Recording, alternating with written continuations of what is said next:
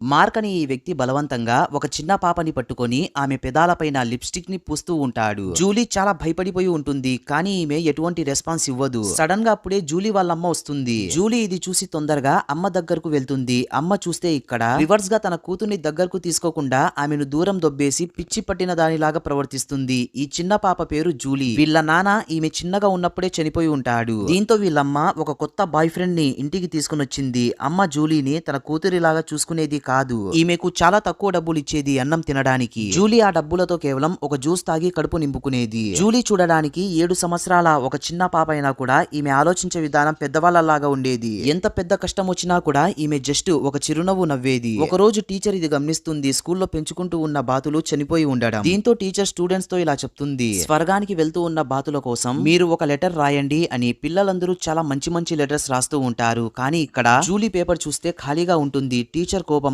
Julie దగ్గరకు వెళ్తుంది. నువ్వు ఎందుకు లెటర్ రాయలేదని. జూలీ చాలా ప్రశాంతంగా ఇలా సమాధానం ఇస్తుంది, చనిపోయిన బాతులు లెటర్స్ చదవలేవు, ఇంకా నిజానికి స్వర్గం లాంటి ప్రదేశం ఉందా అని అడుగుతుంది. టీచర్ జూలీ మాటలని విని షాక్ అయిపోతుంది. ఏందిరా 7 సంవత్సరాల పాప ఇంత మెచ్యూర్ గా మాట్లాడుతోందని. స్కూల్ తర్వాత జూలీ టీచర్ కి ఒక క్యాప్ ఇస్తుంది. టీచర్ కి అర్థం కాదు, నేను ఈ క్యాప్ ని తీసుకుని ఏం చేయాలి అని. టీచర్ ఇంటికి వెళ్లిన తర్వాత తన జుట్టుని సర్దుకుంటూ ఉండగా ఇది గమనిస్తుంది. తన తలపైన ఒక చోట వెంట్రుకలు లేకపోవడం. ప్రజెంట్ ఇప్పుడు టీచర్ కి అర్థమవుతుంది జూలీ నాకు క్యాప్ ఎందుకు ఇచ్చిందని. జూలీ ఇంటికి తిరిగి రాగా ఇది గమనిస్తుంది. తనకి ఇష్టమైన పుస్తకాలన్నీ బయట పారేసి ఉండడం. జూలీ తన అమ్మతో ఇలా అడగాలి అని అనుకుంటుంది, ఎందుకు నా పుస్తకాలని బయటకు పారేశారని. కానీ అమ్మ కోపంగా ఉండడం చూసి జూలీ జస్ట్ ఒక చిరునవ్వు నవ్వుతుంది. ఈమె ఇది చూస్తుంది. మెట్లపైన తన అమ్మ యొక్క బాయ్ ఫ్రెండ్ షూస్ ఉండడం. జూలీ భయపడుతూ నిదానంగా లోపలికి వెళ్తుంది. తన అమ్మ యొక్క బాయ్ ఫ్రెండ్ కి తెలియకూడదని. బై మిస్టేక్ గా ఈమె ఒక చిప్స్ ప్యాకెట్ ని తొక్కుతుంది. దీని కారణంగా బాయ్ ఫ్రెండ్ ఈమె పైన కోపడతాడు. ఇంకా జూలీని మెడ పట్టుకుని బయటకు నెట్టేస్తాడు. జూలీకి ఏం అర్థం కావడం లేదు. దీంతో ఈమె రోడ్లపైన తిరుగుతూ ఉంటుంది. కరెక్ట్ గా అదే సమయంలో టీచర్ ఈమెను చూస్తుంది. టీచర్ కి ఏం అర్థం కావడం లేదు, ఎందుకు జూలీ ఈ సమయంలో రోడ్లపైన తిరుగుతూ ఉందని. కొంచెం సేపటి తర్వాత జూలీ ఇంటికి వెళ్తుంది.